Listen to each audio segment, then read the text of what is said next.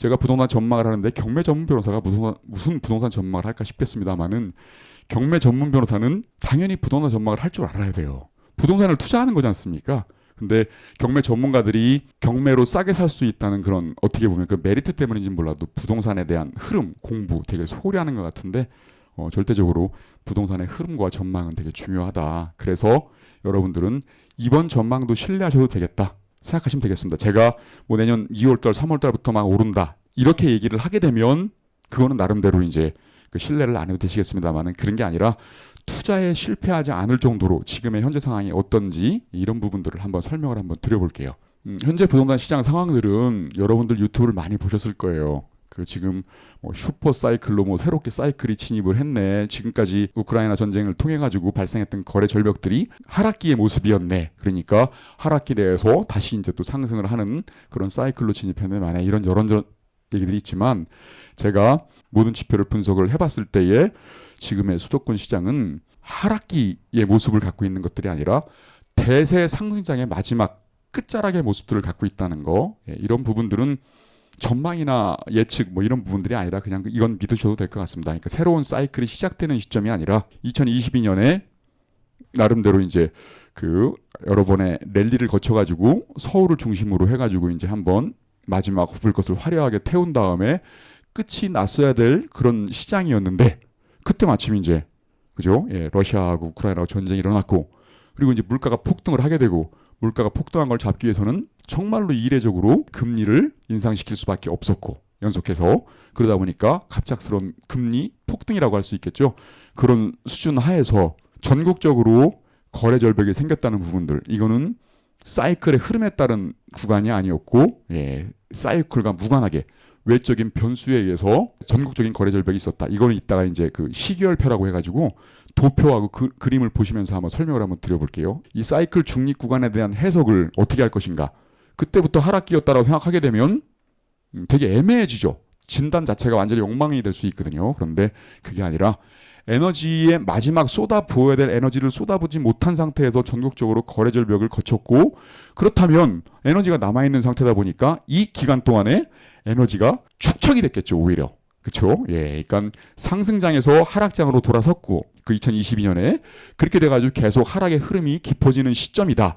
그 가운데서 잠깐 상승하는 것이다. 이렇게 보는 거하고 아직 상승이 끝나지 않은 상태에서 전국적인 거래 절벽을 갖고 있는 상태에서 2년 동안의 돌발적인 외생 변수에 의해서 나름대로 에너지가 축적되는 기간이었다. 이거하고는 천지 차이죠. 그죠? 앞으로의 전망에서. 그런데 이 해석이 올바라야 되는데 그런 부분들에 대한 얘기들이 전망하시는 분들은 거의 없으실 거예요. 지금의 흐름과 뭐 규제 뭐 이런 것들 보면서 그냥 대략적으로 지금은 슈퍼 사이클, 새로운 사이클이라든가 뭐 이렇게 말씀하시는 거 보면서 아, 참 쉽지 않구나. 저분들이 과연 실전을 하시는 분들일까? 아니면 깊이 있게 공부를 하시는 분들일 건가? 라는 생각이 살짝 들 만큼 남을 폄하하고자 하는 얘기들이 아니라 그런 느낌이 들 만큼 조금은 완전 정반대죠. 그 전망 자체가 그렇게 하고 있으니까 여러분들도 함부로 이제 유튜브나 이런 부분들 제 말을 전적으로 믿으라는 말씀은 아닙니다만은 그래도 뭐가 지금 현재 시장을 제대로 진단하고 있는지 정도는 여러분들이 캐치할 수 있을 만큼의 그런 것들은 있으셔야만 안전한 투자를 할 수 있다라고 생각해 주시면 좋겠고요. 그래서 지금도 계속 그렇습니다. 계속 이 지금 시장이 이렇게 상승하고 잠깐이라도 뭐 9월, 10월 달 뭐 아니면 7, 8, 9월 달 상승했던 그런 이유들이 공급이 부족하기 때문이다. 그리고 앞으로도 계속 공급이 부족할 거니까 공급을 계속 늘려야 된다. 이런 식으로 접근을 해서는 해결도 안 될 뿐만 아니라 시장을 또 왜곡하는 그런 것들이 있겠죠. 공급이 중심이 되는 시장들은 상승장의 초창기일 때 그때는 공급이 부족하다는 그런 굵은 줄기들이 일단은 아주 단단하게 버텨주는 상황이기 때문에 공급을 늘리지 않고서는 규제를 통하거나 뭐 이렇게 한다고 해서 그게 바뀌지가 않아요. 흐름 자체가. 여러분들 경험해 보셨잖아요. 그죠?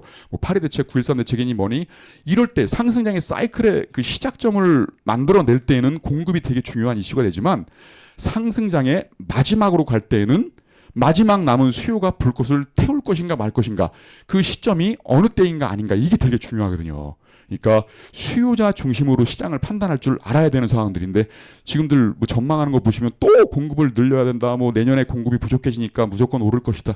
이런 식의 전망들은 2015년부터 2022년까지 그때는 되게 유용했을지 모르지만 지금은 그런 게 아니다. 그러니까 공급 중심이 되는 그런 뼈대, 굵은 뼈대에 따라서 움직이는 시장이라고 한다 그러면 그 아무리 규제가 심해진다 하더라도 공급 부족이 해소되지 않는 이상은 기본적으로는 규제가 심해도 가라앉기가 어렵죠. 그런데 지금은 그게 아니라 쉽게 요동칠 수 있는 수요 중심의 시장이다 보니까 사소한 대출 규제, 사소한 무슨 뭐 그 세금 규제 이런 것만으로도 쉽게 요동친다는 거예요. 그래서 굉장히 지금 예민한 시장이 될 수 있다는 거죠. 그래서 제가 유튜브에서도 경매 단기 투자를 진행하실 때에 우리도 이제 마너스 클럽이니 뭐 실전 투자반이 단기 투자를 하지만 저희들은 되게 신중하거든요. 왜냐하면 우리가 낙찰받고 나서 명도 끝내고 3, 4개월 후에 이제 팔아야 되는 상황들인데 그때 이 예민한 시장에서 무슨 일이 발생할지는 잘 모른다는 거죠. 그래서 우리는 3개월 후가 아니라 그 전이라도 아니면 뭐 4개월 후, 5개월 후라도 좀 더 준비를 해놓고 낙찰을 받자. 그러기 때문에 안전 마진이라는 게 더 중요하다. 낙찰 받을 때 이 정도의 안전 마진은 보고 들어가야 된다. 라고 하다 보니까 그런 걸 잘 모르는 사람들은 높게 쓸 테니까 이제 폐차를 좀 하게 되는 거죠. 제가 이제 예전에 그 정도령 전성기 때는 정도령이라고 불릴 만큼 진짜로 입찰했다면 백발백중 거의 잘 받았거든요. 최고로 싸게 받은 거 2등하고 차이는 200원. 단돈 200원. 예. 근데 이제 단돈 200원짜리로 이렇게 낙찰을 받고 나서 정말 많이 힘들었습니다. 다른 모든 분들이 200원 차이로 받길 원해요. 아무튼 그렇습니다. 그래서 지금은 이런데 그리고 중요한 부분들은 이제 투자자 중심이 아닌 투자는 하기가 쉽지가 않았죠. 그래서 여러분들이 자꾸 단기 투자, 단타에 지금 목을 매는 것들이 장기 투자하기엔 되게 불안하죠. 그런 부분들, 그래서 지금은 실수요자의 중심 시장이라는 거 이런 부분들을 분명히만 알고 계시면 그러면 뭐지? 그러면 실수요자가 언제 아파트를 매입할 것인가라는 걸 결정하는데 그 요인들 파악할 수 있는 거 실수요자에게 영향을 미칠 수 있는 다양한 변수들을 파악하면 되겠구나. 이제는 이렇게만 생각하시면 될 거지 않습니까? 공급 뭐 3기 신도시 언제 뭐 분양하네 마네 이런 거 신경 쓸 거 없이 실수요자들이 언제 투자를 하기로 마음을 먹는가 이 부분들. 여러분이 만약 실수요자라고 한다 그러면 무주택자예요. 그러면 언제 집을 사고 싶어 하겠고 만약에 이제 갈아타기 수요자예요. 내가 이제 24평에서 34평으로 갈아타고 싶다 했을 때 언제 갈아타고 싶은 욕구가 생기는 건지. 근데 그런 사람들이 어떻게 행동할 것인가 이런 부분들을 이제 분석을 하면 될 텐데 아까 말씀드린 것처럼 실수요자는 이제 임차인입니다. 무주택자, 임차인과 1주택 갈아타기 수요자. 아까 또 말씀드린 것처럼 일시적 1가구 2주택을 활용해가지고 2년이든 3년이든 3년 내만 팔자라는 마음을 먹고 있는 사람들. 투자자라고 보기엔 좀 그렇고 실수요자라고 보기에도 애매한 그런 건 준투자자라고 하겠죠. 그런 사람들이 이제 우리의 타겟이고 그 사람들의 행동 여하에 따라서 이제 이 상승장의 불꽃이 언제 태워지고 마무리가 되는지 여러분들 여기서 느끼시겠습니다만은 되게 안타까운 일인 거예요.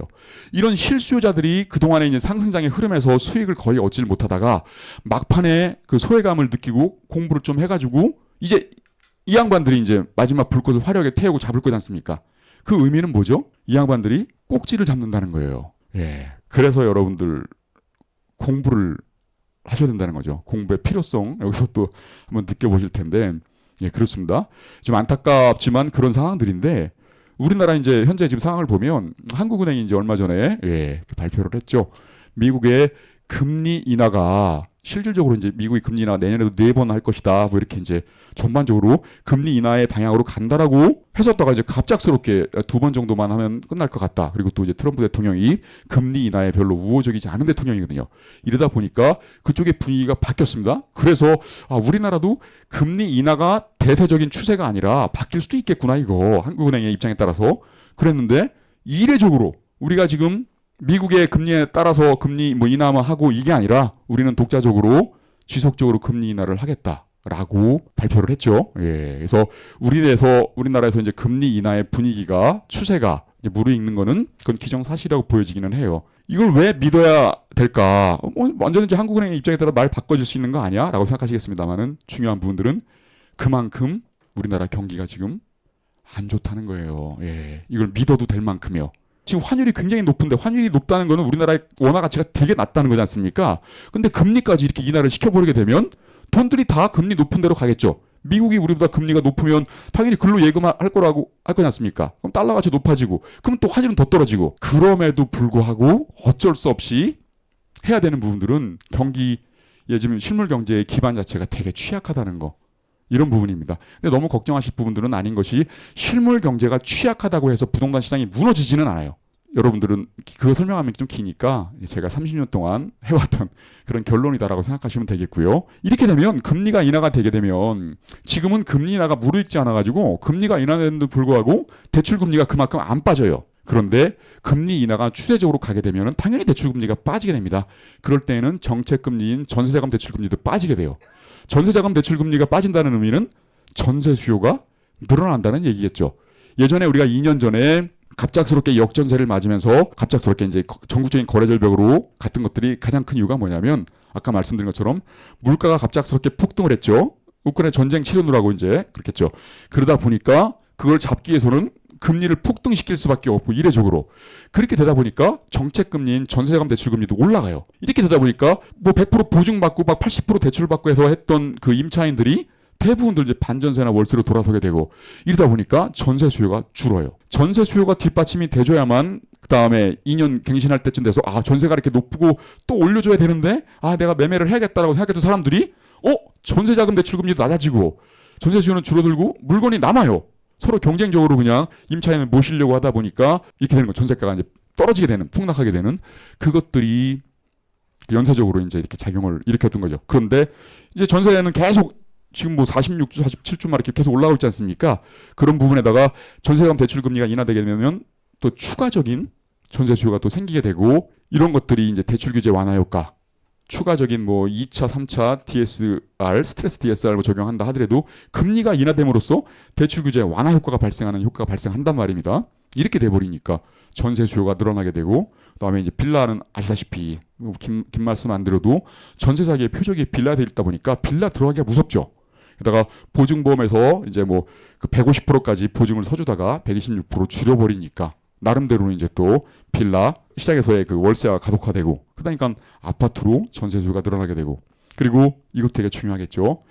공급이 영향을 미치진 않지만 이 공급 부족이 수요에 미치는 영향을 분석을 해봤을 때 공급이 수요에 미치는 영향이 뭘까요? 공급이 만약에 늘어나게 되면 전세가가 떨어지잖아요. 그죠? 전세가가 떨어지게 되면 당연히 실수요자들은 한 번 정도 더 돌아도 부담이 없다. 전세가가 떨어졌으니까 증액해야 될 부담이 안 생기니까요. 그런데 반대로 입주 물량이 부족해가지고 전세가가 높아지게 되면 이제는 전세 보증금을 올려줄 바에야 대출 뭐 많이 끼고 사야겠다. 당연히 이제 상식적으로 그렇게 되겠죠. 이러니까 입주 물량도 체크를 해야 되는 상황들인데 내년에 이제 수도권 시장에서 서울 저희들은 이제 서울은 아예 들어가지도 않습니다. 서울은 너무 비싸기도 하고 그리고 서울은 언제 꺾어질지 모르는 상황이기 때문에 저희 이제 아나스클럽이나 실전 투자반은 경기도 인천권 위주로 들어가는데 이렇게 서울은 입주 물량이 그냥 평균적이에요. 한 3만에서 3만 5천 사이. 그런데 경기도는 40% 급감, 인천도 30% 가까이 급감. 이렇게 돼버리게 되니까 아까 같은 그런 거, 게다가 또 갱신처우권이 이제 4년 우리가 법이 제정된 지 4년 됐지 않습니까? 4년이 돼가지고 이제 새로 임대차 계약을 체결을 해야 되는 것들이 이제 순차적으로 막 나오겠죠. 작년 8월 달부터 9월 달 뭐 이렇게 해가지고 순차적으로 이제 4년이 지난 데가 나올 때 그때 이제 전세가가 이제 계속 높아지면서 갱신 청구할 때는 갱신 청구가 안 되니까요. 4년 지났으니까 높아지겠죠. 새로운 계약을 체결할 때는 이런 부분들이 또 맞물려 있다는 거죠. 그래서 입주 물량도 급감하고 갱신조건 유효 기간도 지금 이제 그 도래를 해서 이렇게 되는 상황. 특히 이제 빌라 이런 분들 고려했을 때에도 아파트 전세 시장이 계속 올라가 있구나. 그래서 여러분들이 이제 유의 있게 보셔야 될 것들은 그럼 도대체 경기도의 전세가율이 도대체 얼마가 되는 거야?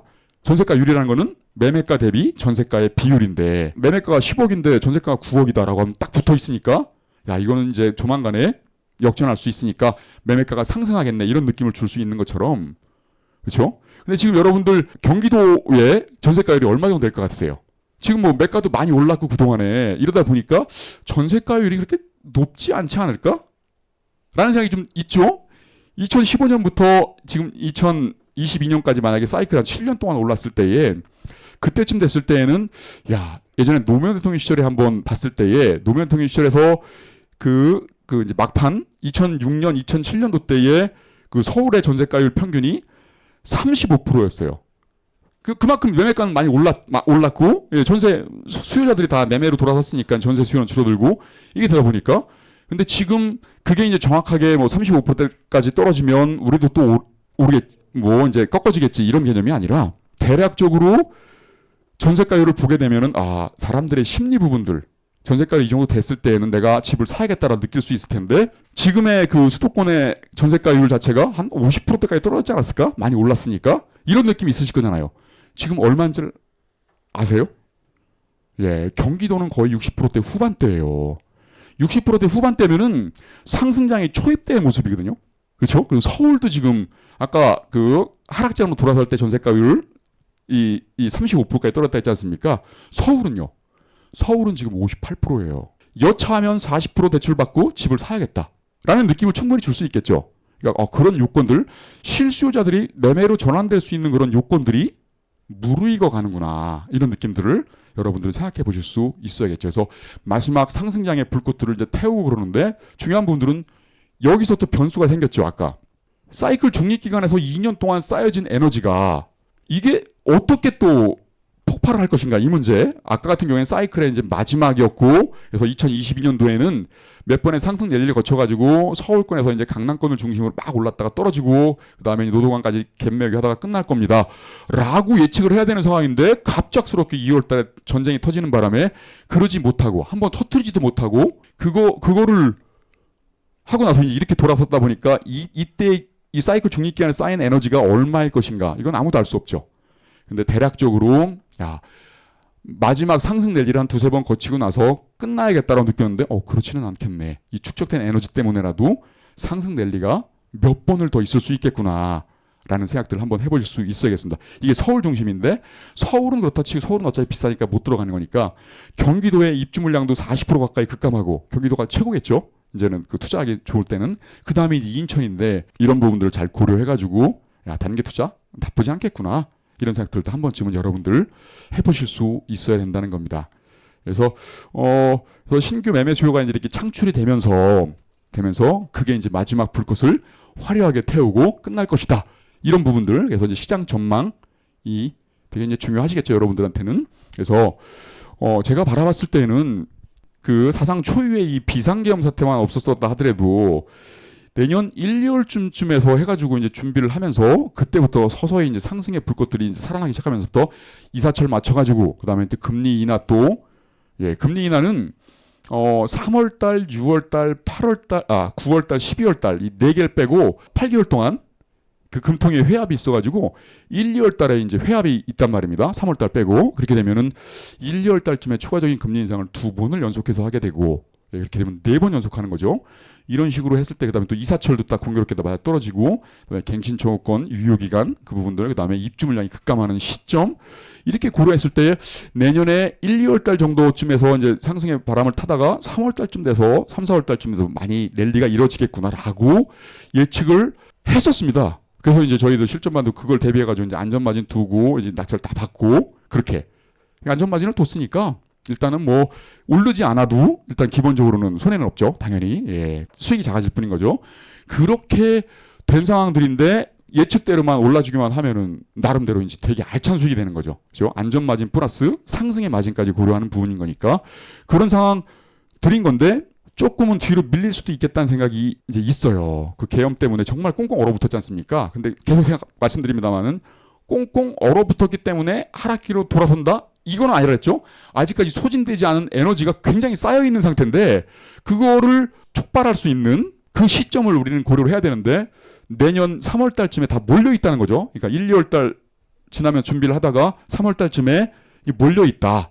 이런 부분들을 한번 잘 고려를 해보시고 그래서 그 단타를 친다 하더라도 그런 식의 계획들을 이제 세워두시면 되게 좋겠죠. 그리고 나서 이제 3월 이후에는 이제 부정기적으로 에너지가 소진될 때까지 상승했다가 다시 또 조용했다가 그럴 때 여러분들이 헷갈리지 말아야 할 거는 조용해지면 이거 끝난 거 아니야 또? 이거는 아닙니다. 상승 랠리가 몇 번씩은 있을 거예요. 그 정도의 에너지는 충분히 쌓여있다고 보여지고요. 수많은 지표를 제가 점검했다고 하는데 한 40개 정도의 지표가 있습니다. 제가 보는 지표가. 여러분들 이제 아직은 초심자들은 여러분들이 주로 보셔야 될 부분들은 전세가율의 그래프를 계속해서 지켜보고 계세요. 전세가율이 50%대 초반에서 왔다 갔다 할 정도쯤 되면은 이제는 마음의 준비를 좀 해야 되지 않겠나라는 생각들을 해보셔야 되는데 아직까지는 시간적인 여유가 아까 경기도는 거의 60%대 후반이고 인천도 60%대 중반이다 보니까 조금 시간적인 여유가 꽤 있다. 그러니까 단타치기엔 좀 나쁘지는 않다. 이런 느낌인 건데 근데 중요한 부분들은 상승할 지역과 정체할 지역들 괜히 뭐 갭매우기 할 거니까 뭐 어차피 좋은 대단지에 좋은 아파트들 올라가고 호재 있는 지역의 아파트 올라가면 어차피 갭매우기로 이렇게 안 좋은 아파트도 올라갈 거니까 그걸 미리 잡아둬야겠다. 이런 식으로 하시게 되면 스트레스가 굉장히 크실 거예요. 그러니까 상승할 지역에서 어디가 상승할지 그런 부분들 개발 허재가 있고 뭐 대단지에 나중에 나름대로 뭐 대장이고 이끌어갈 선도 신축 아파트들이 또 입주를 하고 상승할 지역과 정체 혹은 하락할 지역들을 이 선별 투자하지 못하시면 단타하시기로 했다가 굉장히 큰 스트레스들을 겪으실 것 같다. 이런 부분들은 조심하셔야 될 것 같고요. 그리고 상승 시점의 예측과 단기 투자 이런 부분들인 건데 정확하게 내년에 3월 달부터 오를 것이다. 이 얘기하는 거 아닙니다. 그 정도 즈음일 것이다. 라는 부분들인 거니까 계획을 세울 때는 뭐 그날 3월 2일 밤 12시부터 기해가지고 상승 막 합니다. 이렇게 하는 건 아닌 거지 않습니까? 그런 정보가 필요도 없죠. 사실은 3월 중으로 해서 그때 팔면 되겠지. 좀 지켜보다가 이런 느낌이라고 한다 그러면 뭐 3월, 4월 뭐 이렇게 그렇게 여유를 두고 하시면 될 것 같고요. 또 하나의 부분들은 여러분들 중에서 이제 전 단기 투자는 진짜 말리거든요. 부동산은 단기 투자를 할 게 아니라고 생각을 해요. 뭐 세금도 그렇고. 근데 지금은 이제 뭐 그 매매 사업자를 통해 가지고 세금이 작으니까 좀 그렇습니다만은 그래도 단기 투자는 헛팀만 뺄 가능성이 크다고 생각을 하지만 그래도 지금의 시장의 특성상 단기 투자를 하고는 있습니다. 그런데 부동산 투자의 매력은 일단은 중장기 투자라고 한다 그러면 기본적으로 이 수도권 시장의 상승장이 대략적으로 잡았을 때 한 1년 6개월, 2년 정도 안에 이제 끝난다. 만약에 정확한 건 아닙니다만은 그 정도에서 에너지를 터뜨리고 끝이 난다고 했을 때에 내려갈 지역들 이제 바로 밑에 지역들이거든요. 부산, 울산, 경남이나 뭐 이런 데들을 장기적, 중장기적으로 선점 투자하는 거. 여기들은 경쟁률이 싸다 보니까 전세감도 높아지겠죠. 하락기의 모습을 보이고 있지 않습니까? 부산, 울산, 경남들이. 그 하락기의 모습들은 낙찰받기 쉽고, 그러니까 투자율이 많이 안 덤비니까 그런 상태에서 그러니까 전세가가 높아지겠죠. 매매를 안 하니까 전세 수요가 많을 테니까요. 그런 부분들에서 적절한 아파트를 투자해서 선점 투자하는 것들. 그리고 이제 오르락 내리락 할 때 수도권에서 아래로 내려가거나 아래에서 위로 올라갈 때 이 중간 기착지들 천안, 대전, 세종 뭐 이런 데들 세종도 정말 많이 떨어졌죠. 대전도 마찬가지고요. 이런 부분들도 선점을 미리 해두시면서 중장기적인 투자를 하는 것도 나쁘지 않겠다. 이런 식으로 바라보시면 되겠고요.